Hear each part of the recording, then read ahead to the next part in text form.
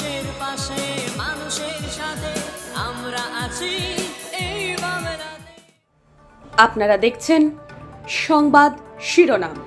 দেখলেন তো অনেক কিছু, এবার দেখুন নতুন কিছু। রথ উৎসব উপলক্ষে জোর কদমে শেষ প্রস্তুতি নদিয়ার মায়াপুর ইস্কন মন্দিরে। জোরদার শেষ বেলার প্রস্তুতি চলছে মায়াপুর ইস্কনের রথে। মাঝে মাত্র আর কয়েকটি দিন, তারপরে মহা সাড়ম্বরে পালিত হতে চলেছে মায়াপুর ইস্কন পরিচালিত রথযাত্রা উৎসব।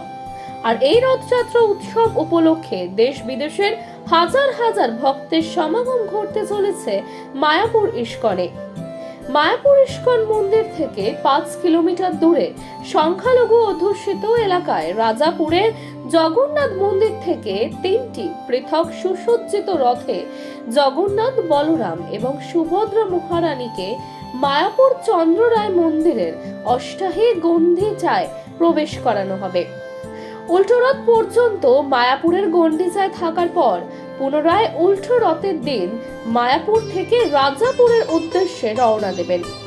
রথের দিন 7টি পৃথক সংকীর্তনের দল সহ বিভিন্ন রকম সুসজ্জিত বর্ণাঢ্য শোভাযাত্রা সহকারে জগন্নাথ, বলরাম ও সুভদ্রা মহারানীকে রথে চড়িয়ে আনা হবে মায়াপুরে। জাতি, ধর্ম, বর্ণ নির্বিশেষে সমস্ত ধর্মের মানুষের আগমনে মিলন মেলায় পরিণত হবে মায়াপুর ইস্কনের রথযাত্রা উৎসব। কৃষ্ণ, জয় শিলা প্রভুপাদ। বর্তমান বছর 2024 সালে শ্রীধাম মায়াপুরে ইস্কনের রথযাত্রা শুরু হচ্ছে 7ই জুলাই।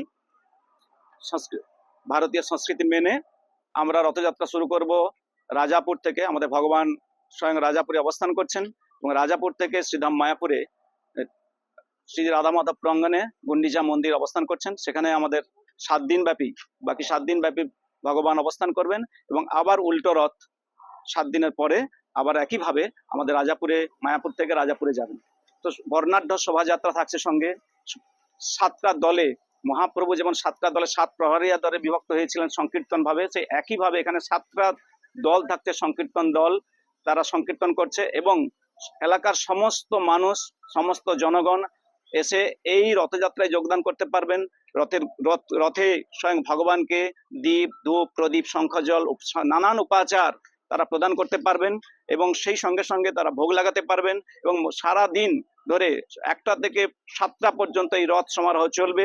তারা সবাই মিলে প্রসাদ, বিভিন্ন কর্নারে আমরা প্রসাদ পরিবেশন করব, বিভিন্ন জায়গা থেকে আমরা প্রসাদ দেব। তারা সবাই মিলে এই প্রসাদে অংশগ্রহণ করে তারা অহেতুকি অপ্রতিহতা ভক্তি লাভ করতে পারবে। তো আশা করছি আপনারা সমস্ত জনগণকে আমরা এই মাধ্যমে আমরা আবেদন করছি, আপনারা আসুন। সমস্ত সরকারি নিয়ম রীতি মেনে আমরা আজকে রথ প্রস্তুতি চলছে। ছিল জয় পতাকা, ছিল অভয় চরণারবিন্দ ভক্তিবেদান্ত স্বামী প্রভুপাদ, যিনি ইস্কন প্রতিষ্ঠাতা আচার্য।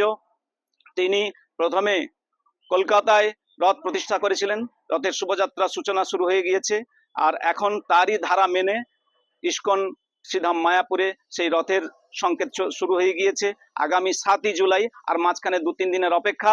মহা সাড়ম্বরে সমারোহে এই রথ চলবে এবং নানা বর্ণের দলমত নির্বিশেষে সমস্ত শ্রেণীর ভক্তকে আহ্বান জানাই। আমরা আশা করছি সবাই আপনারা উপস্থিত থাকবেন এবং উপস্থিত থেকে এই আনন্দ লাভ করবেন। হরে কৃষ্ণ, জয় শিলা প্রভুপাদ। মানুষের পাশে মানুষের সাথে আমরা আছি এই বাংলাতে। আপনারা দেখছেন সংবাদ শিরোনাম। দেখলেন তো অনেক কিছু, এবার দেখুন নতুন কিছু।